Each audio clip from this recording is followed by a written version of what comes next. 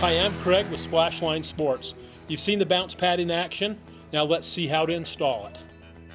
Before we get started, let's make sure that we have all the right tools and equipment and go over some safety guidelines. The required tools include a tape measure, pencil, hammer drill, 7/8 drill bit, hammer, and a setting tool. Be sure to review the guidelines for safe installation. Do not install in a coping stone. Do not install trampoline pad closer than 20 feet from diving board. Install anchor in a minimum of 10 square feet of concrete. Install anchor in a minimum of 4-inch thick concrete. Install anchor a minimum of 6 inches from any edge of concrete. Do not install trampoline pad closer than 7 feet from any pool edge. Install anchor in cured concrete, preferably 30 days. For best bounce on trampoline, install anchors 10 feet apart. This will enhance the spring of the trampoline. Okay, we're now ready to install your brand new Splashline system. The first step is to measure out 7 feet from the shallow end wall or stair and 20 feet from the diving board if you have one. The two splash lines can be located anywhere between these areas. You may space them between 4 and 10 feet apart. If you have an irregular shaped pool, just square off the 4 holes to the jump area. Next, we'll measure out from the pool edge a minimum of 1 foot. Whichever side of the pool you choose to place the ratchets, be sure to measure a minimum of 22 inches or approximately 2 feet from the pool edge. This will ensure that your ratchets lay firmly against the cement and not overhang into the pool. Now that we have our marks, remember, no drilling within 6 inches of concrete edges or cracks.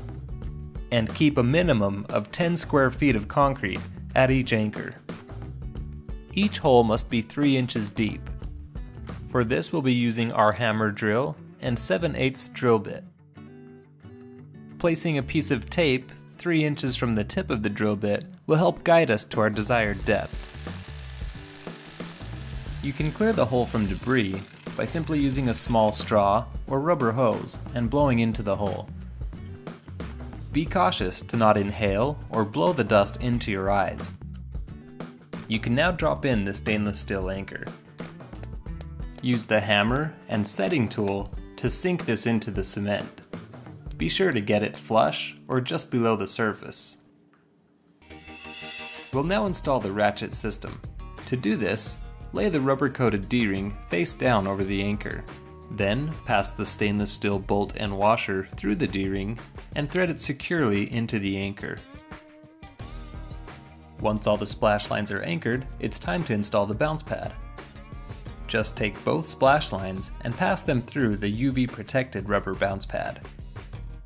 Then walk both splash lines to the opposite side of the pool containing the ratchet system. With the ratchet halfway open, guide the line through the slot and then double back.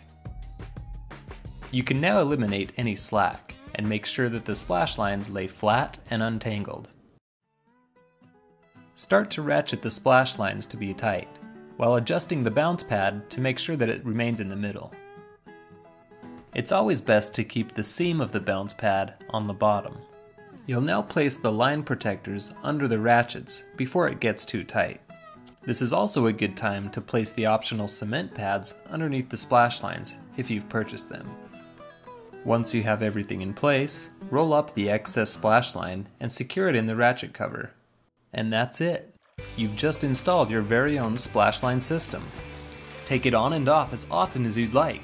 Please remember to read all of the included safety instructions and always use this product under adult supervision. But most of all, have fun!